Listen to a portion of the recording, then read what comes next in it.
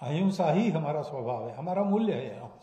ಕಾಶ್ಮೀರದ ಪೆಹಲ್ಗಾಂನಲ್ಲಿ ನಡೆದ ಉಗ್ರ ದಾಳಿ ವಿಚಾರವಾಗಿ ಕಿಡಿಕಾರಿರೋ ಆರ್ಎಸ್ಎಸ್ ಮುಖ್ಯಸ್ಥ ಮೋಹನ್ ಭಾಗವತ್, ನಾವು ನಮ್ಮ ನೆರೆಹೊರೆಯವರಿಗೆ ಎಂದಿಗೂ ಹಾನಿ ಮಾಡೋದಿಲ್ಲ, ಆದರೆ ದೌರ್ಜನ್ಯ ನಡೆಸೋರನ್ನ ಕೊಲ್ಲೋದು ಕೂಡ ಧರ್ಮ ಅಂತ ಹೇಳಿದ್ದಾರೆ. ದಿ ಹಿಂದೂ ಪ್ರಣಾಳಿಕೆಯನ್ನ ಬಿಡುಗಡೆ ಮಾಡಿ ಮಾತನಾಡಿರೋ ಮೋಹನ್ ಭಾಗವತ್, ದೌರ್ಜನ್ಯ ಎಸಗೋರಿಗೆ ಪಾಠ ಕಲಿಸೋದು ನಮ್ಮ ಕರ್ತವ್ಯ. ಮೊದಲನೇದಾಗಿ ನಾವು ನಮ್ಮ ನೆರೆಹೊರೆಯವರಿಗೆ ಹಾನಿ ಮಾಡೋದಿಲ್ಲ. ಇದಾದ ನಂತರವೂ ಯಾರಾದರೂ ತಪ್ಪು ಮಾರ್ಗವನ್ನ ಹಿಡಿದ್ರೆ ರಾಜನು ತನ್ನ ಪ್ರಜೆಗಳನ್ನ ರಕ್ಷಣೆ ಮಾಡಬೇಕು. ದೌರ್ಜನ್ಯ ಎಸಗೋರಿಗೆ ಪಾಠ ಕಲಿಸೋದು ನಮ್ಮ ಕರ್ತವ್ಯ. ರಾವಣನ ಸಂಹಾರ ಕೂಡ ಲೋಕ ಕಲ್ಯಾಣಕ್ಕಾಗಿತ್ತು. ದೇವರು ರಾವಣನನ್ನ ಕೊಂದ. ಇದು ಹಿಂಸೆಯಲ್ಲ, ಅಹಿಂಸೆ. ಅಹಿಂಸೆ ನಮ್ಮ ಧರ್ಮ. ದೌರ್ಜನ್ಯ ಎಸಗೋರಿಗೆ ಧರ್ಮವನ್ನ ಕಲಿಸೋದು ಅಹಿಂಸೆ. ನಾವು ನಮ್ಮ ನೆರೆಹೊರೆಯವರಿಗೆ ಎಂದಿಗೂ ಹಾನಿ ಮಾಡೋದಿಲ್ಲ. ಹಾಗಿದ್ರೂ ಯಾರಾದರೂ ತಪ್ಪು ಮಾರ್ಗವನ್ನ ಹಿಡಿದ್ರೆ ಜನರನ್ನ ರಕ್ಷಣೆ ಮಾಡೋದು ರಾಜನ ಕರ್ತವ್ಯ.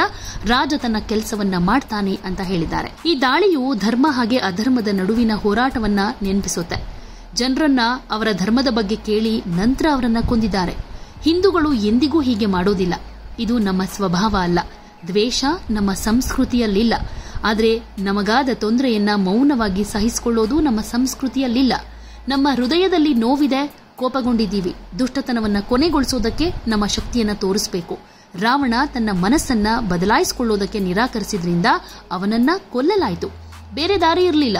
ರಾಮ ರಾವಣನನ್ನ ಕೊಂದ, ಆದರೆ ಅವನಿಗೆ ಸುಧಾರಣೆಗೆ ಅವಕಾಶವನ್ನ ಕೊಡಲಾಯಿತು.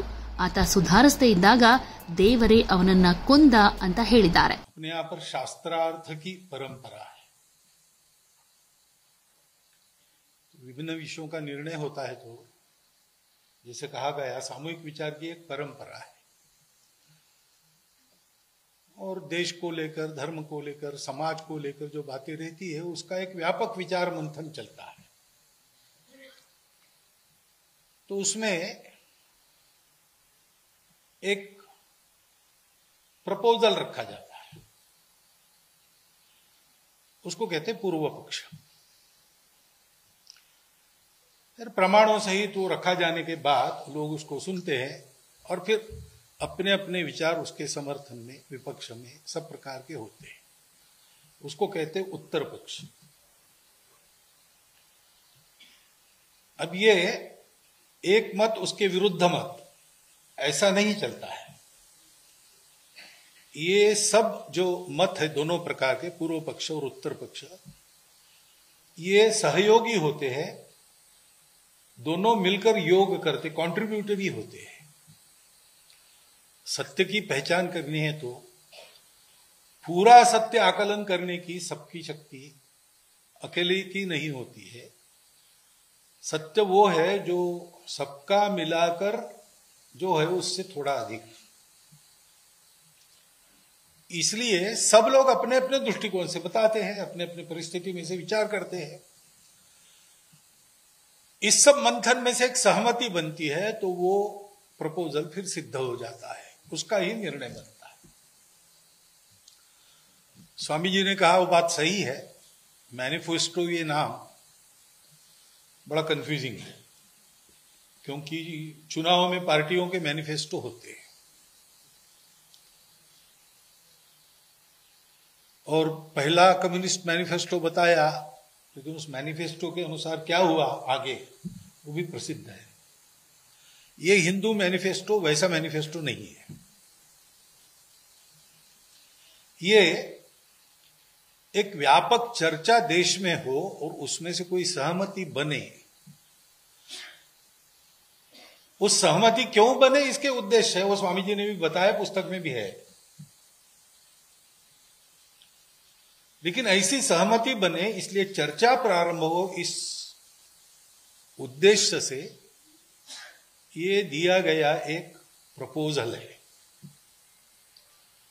और प्रपोजल अपने मन की कुछ कल्पना और लिख दिया ऐसा नहीं किया है. स्वामी जी ने बहुत उसके पीछे अध्ययन किया है, जिसको कहते हैं तपस्या. वो तपस्या ही की है उन्होंने, बौद्धिक तपस्या. उसके आधार पर बहुत अच्छा प्रमाणित ऐसा ही पुस्तक आपके हाथ में है. सारांश में उसके बारे में बताया है, लेकिन पुस्तक लेकर आपको पढ़नी चाहिए, क्योंकि इस पर अगर व्यापक मंथन होना है तो इसके एक एक वाक्य में क्या है, सूत्र ठीक है, सूत्र है ही, वो सूत्र सर्वमान्य है, अपनी परंपरा के सूत्र है।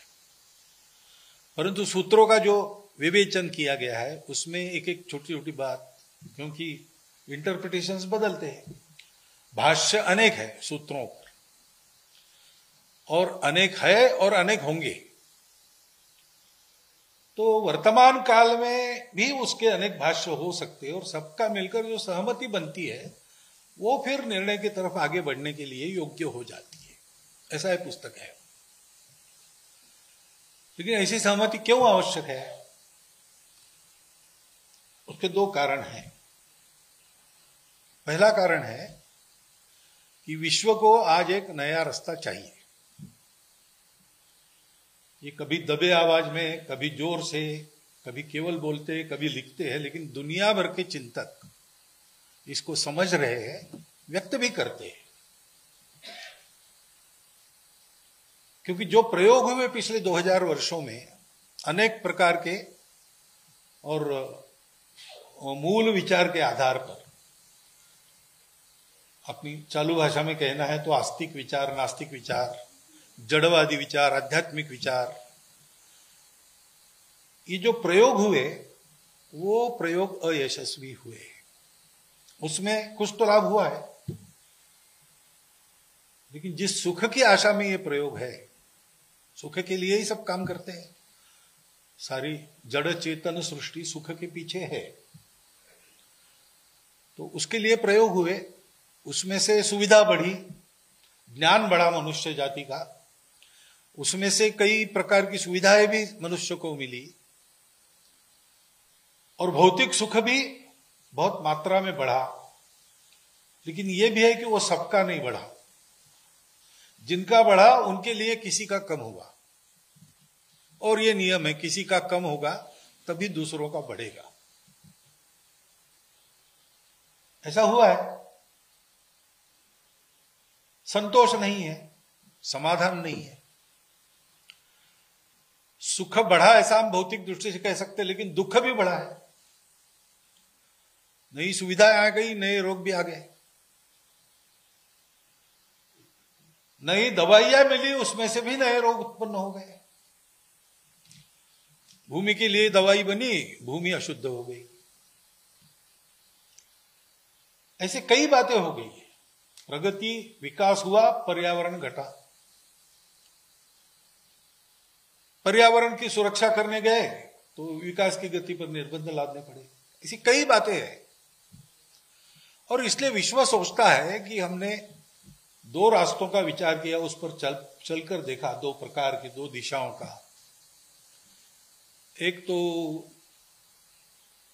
विश्व के पीछे जो सत्य है वो जड़ता है कि चेतनता है, दोनों पर चल के देखा। विश्व का घटक यानी विश्व में प्रमुख कौन है, मनुष्य है कि समूह है, दोनों पर चल के देखा। से हर बात में दोनों प्रकार के उपलब्ध पर्यायों में हमने चल के देखा, कुछ नहीं हुआ। तीसरा चाहिए, वो हमारे पास नहीं है, वो भारत के पास है।